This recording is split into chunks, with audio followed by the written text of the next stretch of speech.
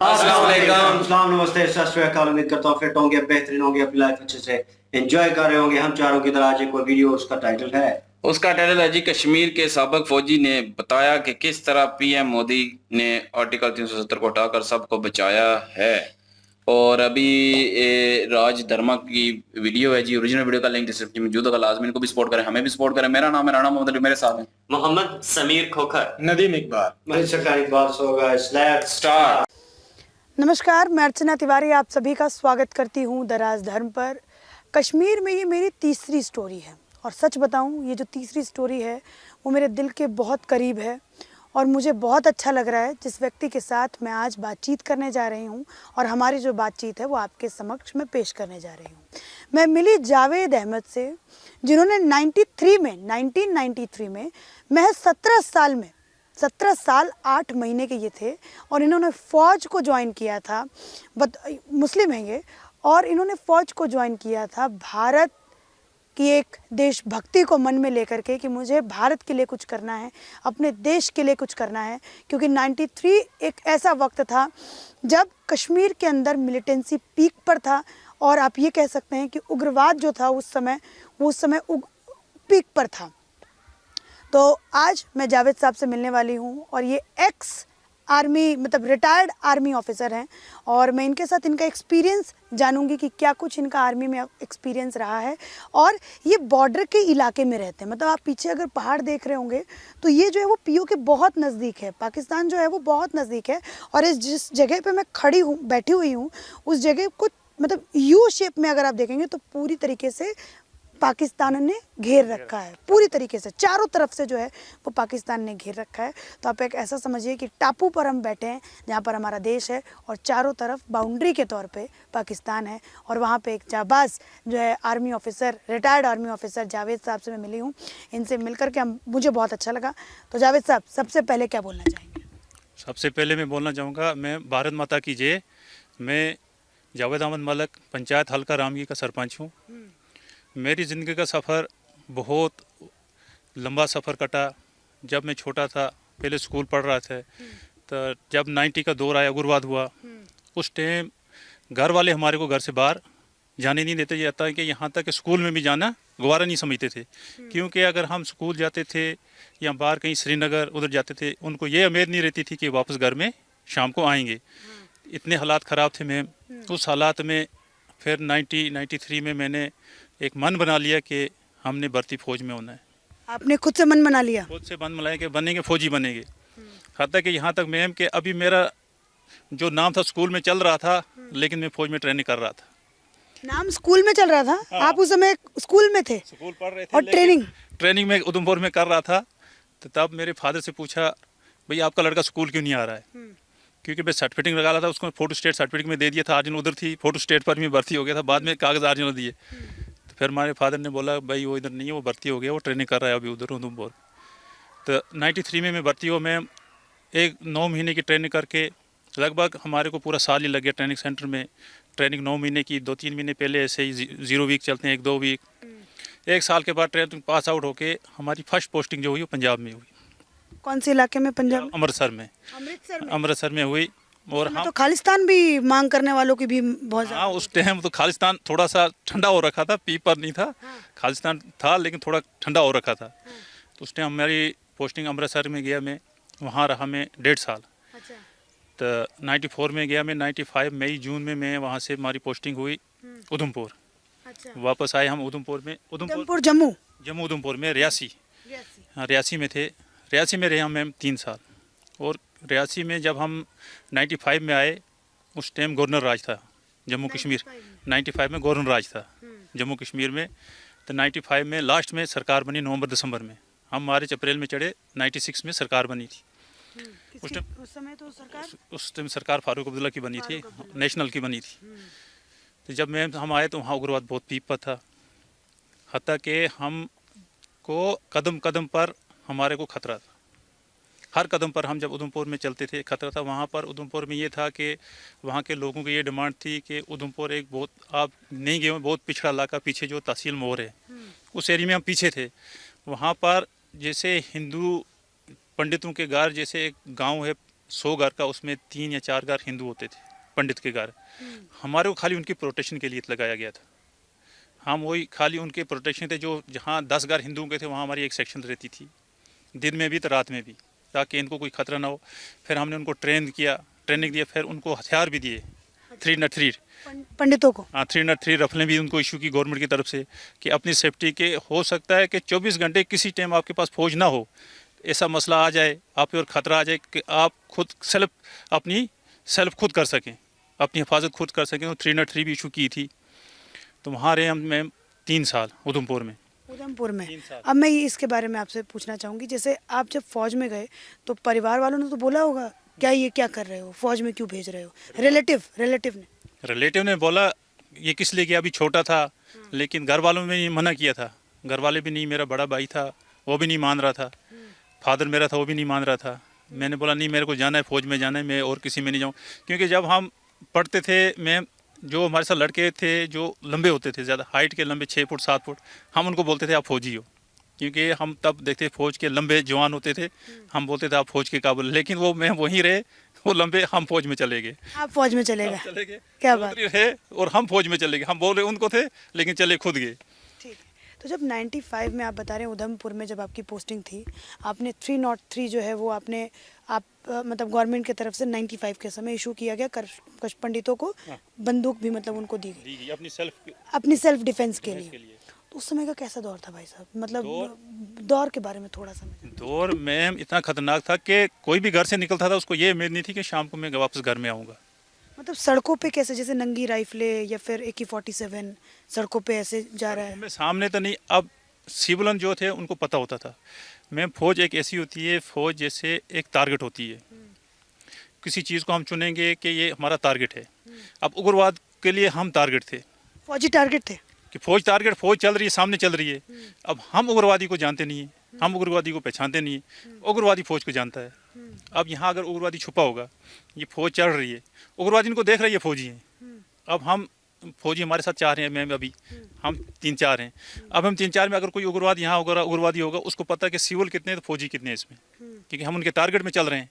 हमारे को दिख नहीं रहे, लेकिन हम उनको दिख रहे हैं, हम उनके टारगेट हैं। कोई चीज़ जैसे फौजी, कोई जैसे हमारा फायरिंग रेंज पर होता है, हमारा आगे सामने टारगेट होता है, हम उसको शूट करते हैं। कितना ग्रुप बनेगा, क्या बनेगा, ऐसे हम उग्रवादी के टारगेट फौज होती है। क्योंकि फौज चलती है, उग्रवादी जो होता है वो दुश्मन जो होता है वो छुपा होता है। तो उस समय फौजियों के साथ कैसा बर्ताव वो 95, जैसे क्योंकि आप फौज में थे तो कैसा बर्ताव उग्रवादी, मतलब दाढ़ी देख के छोड़ते नहीं थे आपको?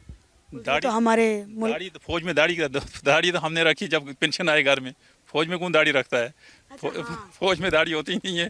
तो क्योंकि हम टारगेट में चलते थे, हमारे पास अम्बुश भी हुए, हमारे भी जवान साथी बहुत 2-4 मारे गए, लेकिन हमने भी उग्रवादियों को कम से कम 15-20 मारे। नुकसान हमारा भी हुआ 2-4 का, लेकिन क्योंकि हम टारगेट में चलते थे। अब जो कहीं से हम रास्ते में चल रहे हैं, तंग रास्ता है, पहाड़ी रास्ता है, वो आगे अम्बुश लगा के बैठे हैं, लेकिन हमारे को तो नहीं पता आगे अम्बुश लगा है हमारे को। जब हमारे पर फेर आता था तब हमारे को पता लगता था कि अब आगे अम्बुश है, फिर हम अपनी पोजीशन को किस तरह अपने आप को संभालेंगे, ये हमारे को पहले से ट्रेनिंग दी जाती है। तो 95 में ये दौर था, किस तरह लेना, हमने अपना डिफेंस किस तरह लेना है। ये 90 से लेके 96 तक जो दौर था, इतना ख़तरनाक दौर था कि कोई भी माँ बाप, कोई अगर घर से बाहर जाता था बाज़ार मार्केट में, उसको ये उम्मीद नहीं होती थी, 100 में टोटल उसको 5% उम्मीद होती थी कि ये वापस घर आएगा। अच्छा, जो अभी जो कश्मीरी फाइल करके एक मूवी दिखाई गई है, तो वो आपने देखी है वो मूवी कश्मीरी फाइल? मूवी तो मैं देखी मैम। तो वो क्या, उसमें वो सच्चाई दिखाई गई है कि वो सच में कोई प्रोपेगेंडा दिखाया गया उसमें? ना कश्मीर मूवी में तो सच्चाई दिखाई गई है। जिसमें दिखाया गया है वो सच है?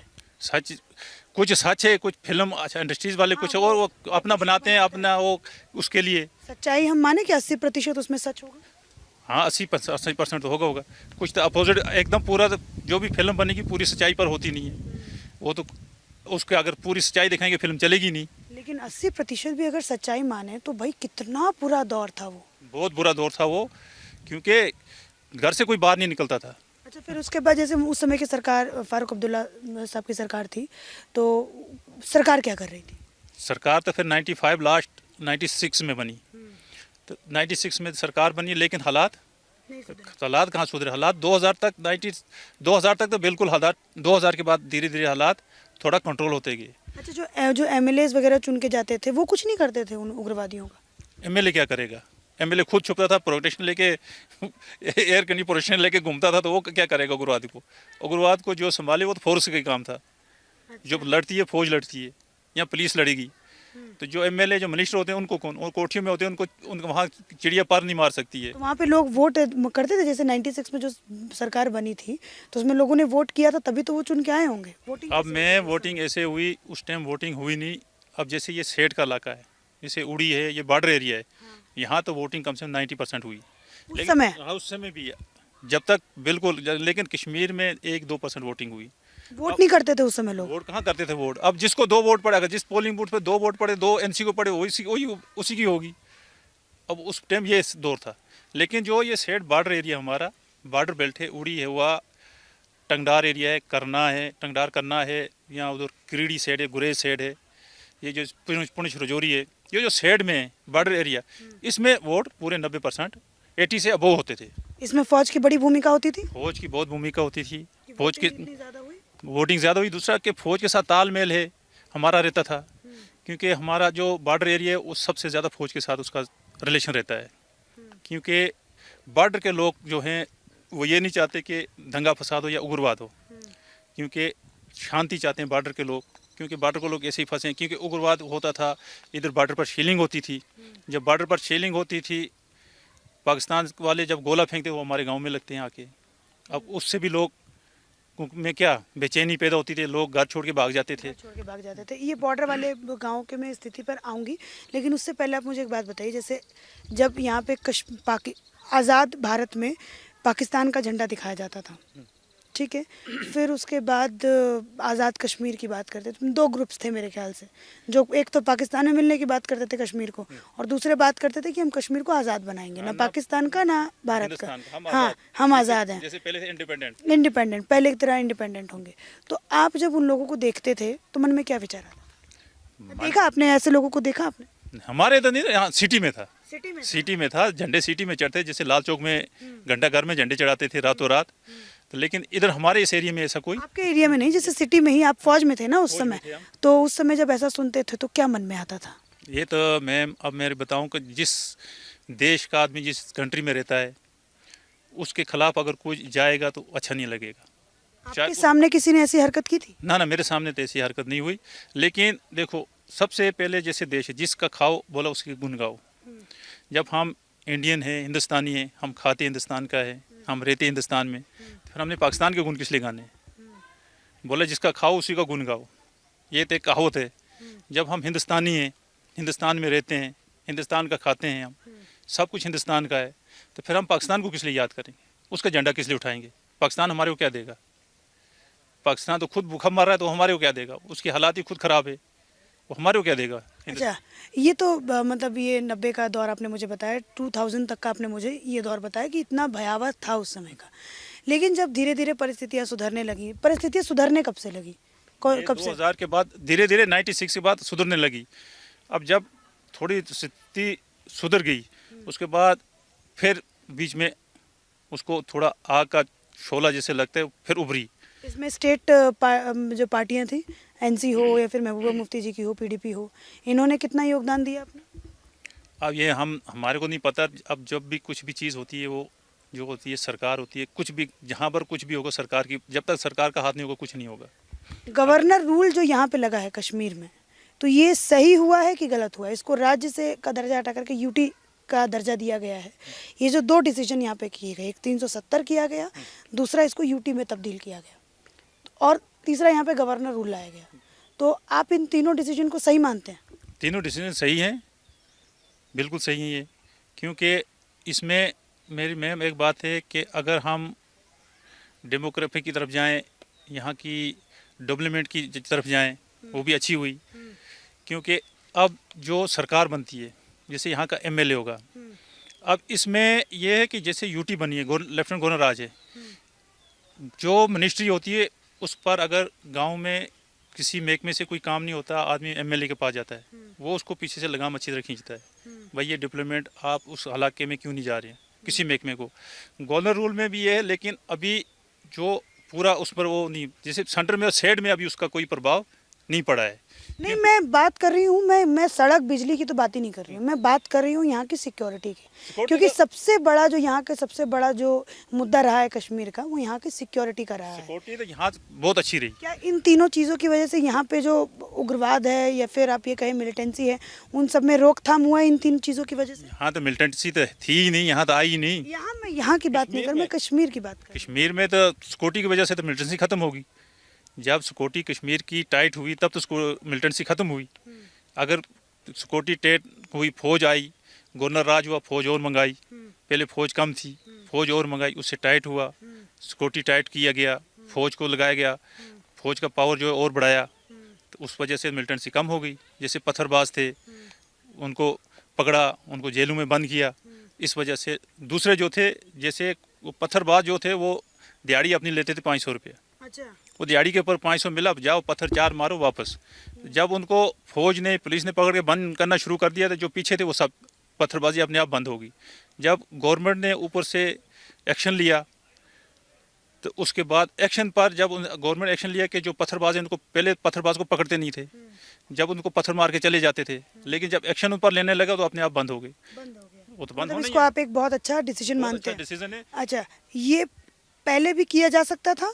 पहले किए क्यों नहीं किया जा सकता था? ये बहुत, जब 90 में शुरू हुआ था, उसी टाइम जब शुरू हुआ था उसी टाइम करना था। जब 90 में शुरुआत हुई, पहले बम ब्लास्ट से शुरुआत हुई, उसी टाइम अगर ये उसी टाइम शिकंजा कसा जाता तो यहाँ पर नौबत नहीं आती। पंडितों को भागना नहीं पड़ता, पंडितों को भागना नहीं पड़ता, किसी को नहीं भागना पड़ता। मुस्लिम्स भी भागे थे यहाँ से। मुस्लिम भी भागे, आइडियोलॉजी से मैच नहीं करते। मुस्लिम भी भागे, पंडित भी भागे, और जो इधर रहे वो पंडित अभी भी हैं। लेकिन उस टाइम इन पर शिकंजा कसना था, लेकिन उस टाइम शिकंजा कसा नहीं गया। उस टाइम थोड़ा ढिलाई यहाँ तो सरकार की रही। हम तो सरकार की मांगते हैं कि फेलियर सरकार ही फेलियर रही। उस टाइम उन पर न शिकंजा नहीं कसा गया, जिसकी वजह से वो आस्ते आस्ते बढ़ते बढ़ते बढ़ते बढ़ते लास्ट में जब वो अपने पीक पर आई। कोई भी चीज़ को शुरू से अगर कंट्रोल किया जाए, कोई बीमारी को, तो शुरू से अगर उसका इलाज किया जाए तो जल्दी ठीक हो जाएगी। अगर उसको बीमारी थोड़ी बढ़ जाए, फिर उसको इलाज करने के लिए बहुत टाइम लगता है, उसको बहुत टाइम लगता है, उसको ठीक होने में बहुत टाइम लगता है। इसीलिए अगर उसको शुरू से ही उसको कवर किया होता, काबू किया होता, तो इतना यहाँ तक नौबत नहीं आती। ये हालात रिटायर्ड आर्मी ऑफिसर बतौर आपसे मैं ये सवाल पूछ रही हूँ, आपको क्या 370 वापस चाहिए? हमारे को 370 चाहे वापस नहीं आने दें, हमारे को उससे कोई लेना देना नहीं है। हमारे को जैसे माहौल चल रहा है फर्स्ट क्लास है, यूटी है, यूटी में ठीक है, लेकिन हम ये बोल रहे हैं कि यूटी जो एलजी सरकार है, फर्स्ट क्लास काम चल रहा है, फर्स्ट क्लास चल रहा है। फर्स्ट क्लास चल रहा है, फर्स्ट क्लास काम है। सरकार अब गवर्नमेंट की वो अलग पॉलिसी है, सरकार बने ना बने, स्टेट फूड दे ना दे, वो गवर्नमेंट के ऊपर की बात है। वहाँ तक हम कहाँ पे, हमारे उन्हें पावर कहाँ है, तो लेकिन हमारा जो है अभी काम ठीक चल रहा है। काम ठीक चल रहा है। गवर्नर रूल हटना चाहिए कि इसको और थोड़े साल के लिए यहाँ पर लगना चाहिए? अब स्थिति ठीक हो गई है या फिर अभी और? स्थिति तो अभी ठीक फर्स्ट क्लास है। अभी तो गवर्नर रूल को हटाने, अभी यहाँ सरकार बनानी चाहिए। सरकार बनानी चाहिए, क्योंकि एक चुनी हुई सरकार जो होती है उसका अलग ही वो होता है। ये डर नहीं होगा कि अगर मान लो वापस वही पुरानी सरकारें आएंगी तो क्या पता वो वापस से वही चीज़ करें? अब पुरानी सरकारों को आने का मेरे को नहीं लग रहा है कि चांस मिलेगा पुरानी सरकार को आने का, क्योंकि अभी लोग सब जाग गए। जो पहले लोग थे वो अब जाग गए। अब लोगों को सब पता लग गया। अब जो भी सरकार आएगी तो वो ऐसे नहीं आएगी। कैसे आएगी? उसको जो पहली सरकारें अगर वो आएंगी तो मेरे को नहीं लग रहा कि वो अपने बुलबुते पे आएंगी। कोई सरकार यहाँ ऐसे नहीं, पुरानी सरकारें नहीं आ पाएंगी।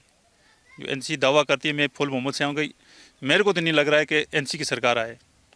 हाँ, 2-3 अगर पार्टियाँ मिलके, 3-4 पार्टियाँ मिलके बनाएं तो वो अलग बात है, लेकिन ऐसे कोई सरकार आने वाली नहीं है कि लोग जाग गए अभी कि कौन क्या है, कौन क्या करता है।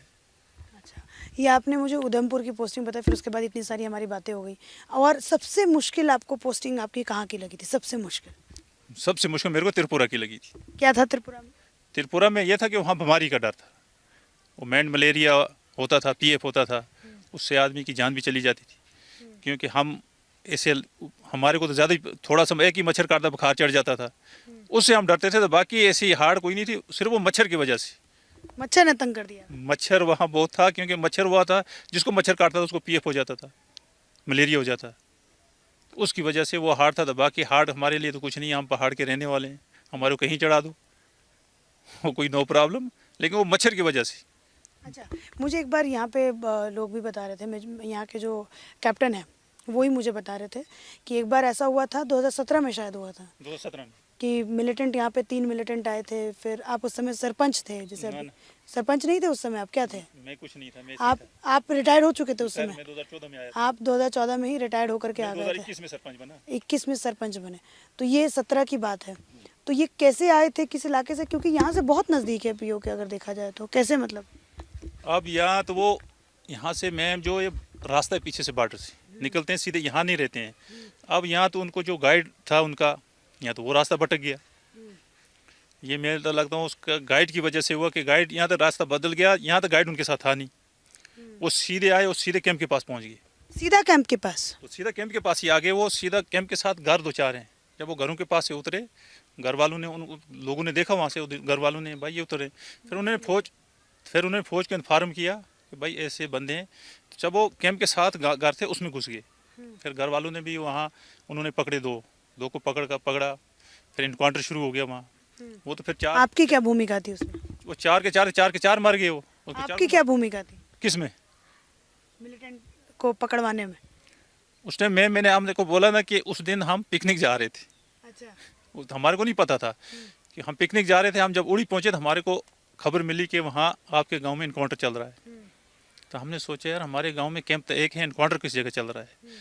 फिर हमने कन्फर्म किया तो बोला ऐसे ऐसे फलानी जगह इनकाउंटर फलानी जगह चल रहा है, जो हमारी गन एरिया चिड़ी मैदान है वहाँ। मतलब वहाँ के जो लोग थे, मतलब जो 2-3 घर थे, उन्होंने ही बता दिया कि हाँ, उन्होंने मिलिटेंट। फौज को बता दिया, जो हमारे वहाँ वार्ड नंबर 7 है, वार्ड नंबर 6 हमारा पंचायत का।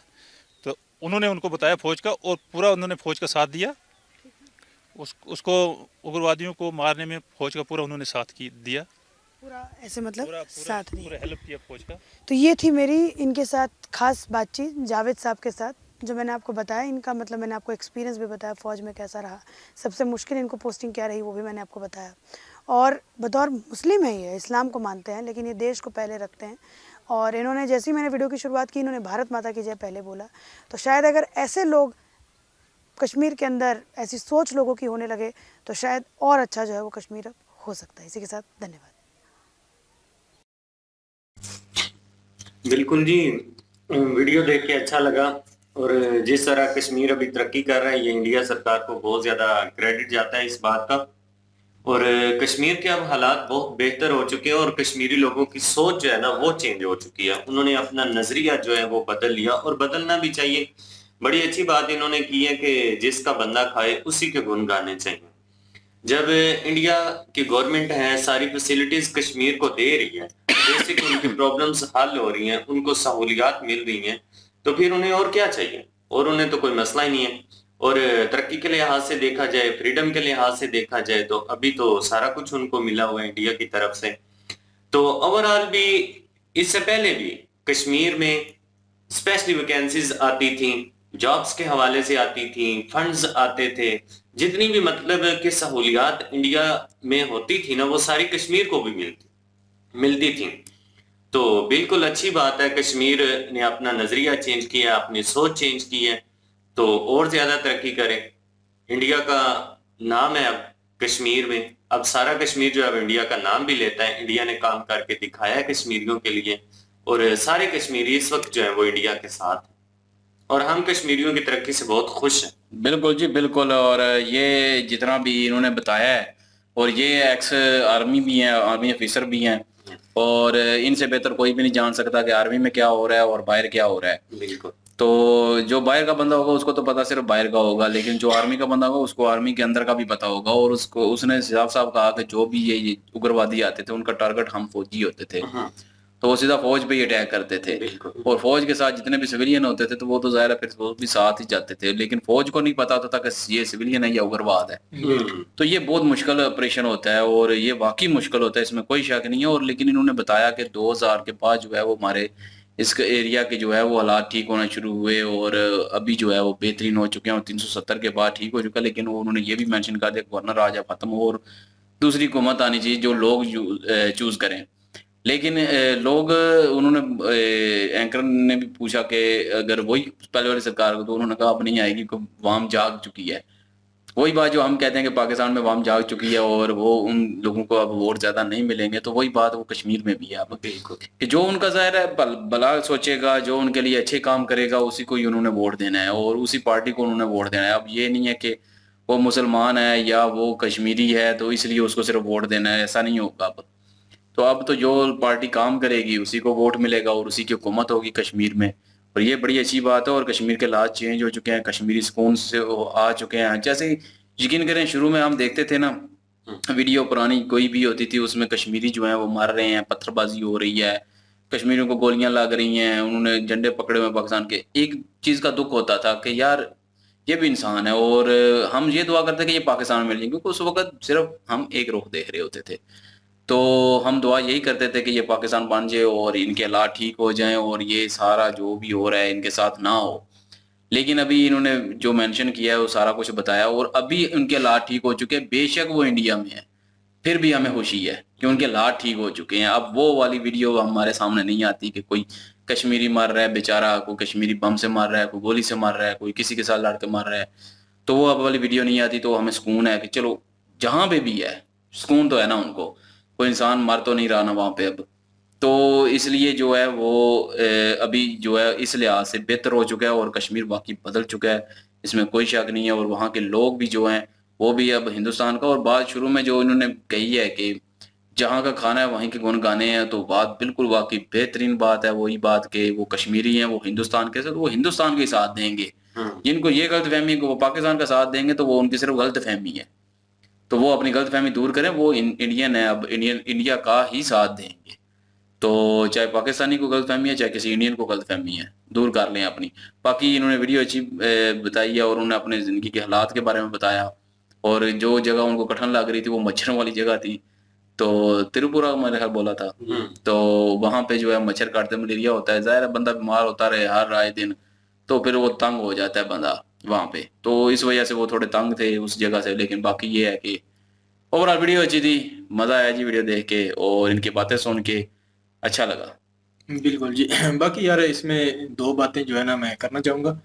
तो एक तो ये बात कि इन्होंने बोला कि कश्मीर में ऐसा होता था कि पैसे दे के ना लोगों को पत्थरों के लिए तैयार किया जाता है। ये मुझे अजीब लगा। मैंने समझा था कि लोग खुद ही मतलब चाहते हैं कि इंडिया से अलग हो।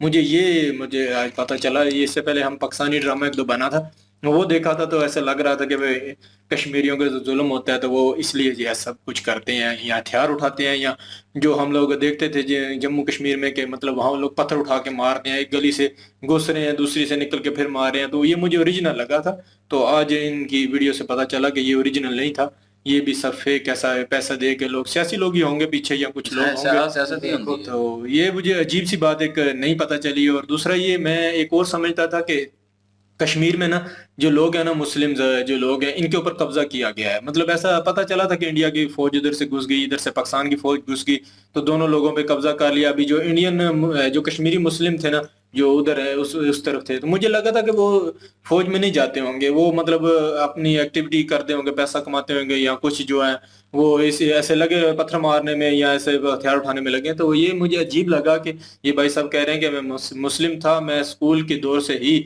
साथ ही स्कूल छोड़ा और साथ में मैं फौज को ज्वाइन किया। ये भी मेरे लिए एक नया था, अजीब था कि मतलब मुस्लिम लोगों ने भी उस टाइम भी 1993 में ही मतलब वो भी मुस्लिम लोग जो ना हिंदुस्तान के साथ देना चाहते थे और फौज में हिस्सा लेके अपने मुल्क के लिए उधर कुछ करना चाहते। ये दोनों बातें मुझे अजीब नहीं पता चली हैं, तो इसके ऊपर मैंने बात किया। तो ये अजीब है, बड़ी बात है कि उस टाइम मुस्लिम लोगों ने इंडिया का साथ भी दिया है। तो अच्छी बात है, अभी जो हो गया बेहतर हो गया कि अभी कुछ ना कुछ बेहतरी आ रही है। कुछ लोग होंगे अभी भी नेगेटिविटी जो अभी भी उधर चाहते हैं कि वो आज़ाद हो, तो उनको समझाया जाए प्यार मोहब्बत से, उनको उनका ज़हन मोल्ड किया जाए, ये बेहतर होगा। क्योंकि उनको बेहतर ही करना चाहिए मोल्ड, क्योंकि वो दोबारा हथियार ना उठाएं, दोबारा से कश्मीर के लिए कोई नया इशू ना बनाएं। बाकी अच्छी बात है अगर कश्मीर का वो एरिया मतलब अभी अपने को बेहतर फील कर रहा है, या मतलब वो चाह रहा है कि हम लादा होके अच्छे हो गए हैं जंग से, क्योंकि पहले पता है ना एक ऐसे कंट्रोवर्सी चल रही थी, तो वो खत्म हुई है, तो अच्छी बात है। ये दो तीन बातें बस ऐड करनी थी। सारा जी इन्होंने सारी कन्वर्सेशन तो कर दी है, लेकिन एट द एंड ये बोलूँगा कि एक फौजी जो है वो किस तरह सर्वाइव करता है और किस तरह उसकी मुश्किलात आई हैं, और इस तरह का इलाका मूवी बन चुकी है। तो ये जो इलाका था, और बिल्कुल जनाब बॉर्डर लाइन पे आप खड़े हैं, बिल्कुल। और वहाँ पे इंटरव्यू किया जा रहा है। इनकी भी हिम्मत है कि वहाँ पे जाके ये चीज़ें जो हैं पहुँचानी, क्योंकि कौन इंटरव्यू लेगा और कौन करेगा और आवाम तक पहुँचेंगे। लोग कितने मसरूफ होते हैं, ज़िंदगी इतनी तेज़ हो चुकी है कि लोगों के पास टाइम नहीं है। तो बहुत फोर्स करके किसी को दिखाया जा सकता है कि आप इसमें से टाइम निकाल के यार ये देख लो। तो बड़े माइनर माइनर चीज़ें होती हैं और इनमें भी वो चीज़ों का वो होता है कि यार किस तरह एक बंदे ने स्ट्रगल किया और वो इंडिया का साथ दे रहे थे। इस चीज़ से माइंडसेट भी पता चलता है लोगों का, वहाँ के लोगों का, कि लोकल से ज़ाहिर बात है। तो लेकिन वो एक फ़ौजी थे, सोल्जर थे, तो उनकी सोच थोड़ी हो सकता है कुछ लोगों को डिफरेंट लगे कि वो एक सोल्जर थे तो इसलिए वो मुल्क के साथ ज़्यादा हुब्बुल वतनी वाला सिलसिला है उनका। तो एक लोकल से इन नॉर्मल वे पूछे तो वो उनका ओपिनियन लेना चाहिए। कुछ लोग ऐसा भी बोलेंगे और वो मेरे ज़हन में भी आता है, वो चीज़ मेरे ज़हन में भी खटकती है कि यार एक लोकल हो जो वहाँ का, और उससे बातचीत हो, उनसे इंटरव्यू लिया जाए, उनसे पूछा जाए, तो फिर मेरे हाथ में रियलिटी निकल सकती है। लेकिन रियलिटी ये बंदा भी बता रहा है क्योंकि वो भी वहाँ पे सर्वाइव कर रहे हैं और एक अरसे से कर रहे हैं, उनका रहन-सहन है, फैमिली है उनकी। तो जो भी बातें बता रहे हैं वो ऑन द स्पॉट ना बड़े आराम से उन्होंने इंटरव्यू दिया है और मुझे उसमें कोई ऐसी चीज़ नज़र नहीं आई, बिल्कुल। कोई फेकनेस नज़र नहीं आई, वो बिल्कुल ओरिजिनल था। और बाकी ये है कि इन्होंने अच्छी कोशिश की है और इन चैनल वालों ने कि उनकी आवाज़ जो है वो तक पहुँचाई और जो भी सिलसिला था, जो कहानी थी, वो उन्होंने बयान की है। और वाक़ई कश्मीर जो है इंडिया का हिस्सा है, नो डाउट हम मानते हैं। मैं पर्सनली तौर पे भी मानता हूँ और ये होना भी चाहिए और उनको उनका हक मिलना चाहिए। वो तरक्की, वो चीज़ें, वो सब मिलना चाहिए बिल्कुल। जो इंडिया की दूसरी स्टेट्स को मिल रही है। ज़बरदस्त वीडियो थी, मज़ा आया देख के। इनकी ओरिजिनल वीडियो की लिंक और हमारे चैनल की लिंक डिस्क्रिप्शन में मौजूद होगी। प्लीज़ जाएँ, विज़िट करें, चेक करें, सपोर्ट करें। लाल वाले बटन को क्लिक कर दें, नोटिफिकेशन बेल ऑन कर लें। Thank you so much. इंशाल्लाह मिलते हैं नेक्स्ट वीडियो में। अपना ख्याल रखिएगा, दुआ में याद रखिएगा। तब तक के लिए अल्लाह हाफिज़। पीस।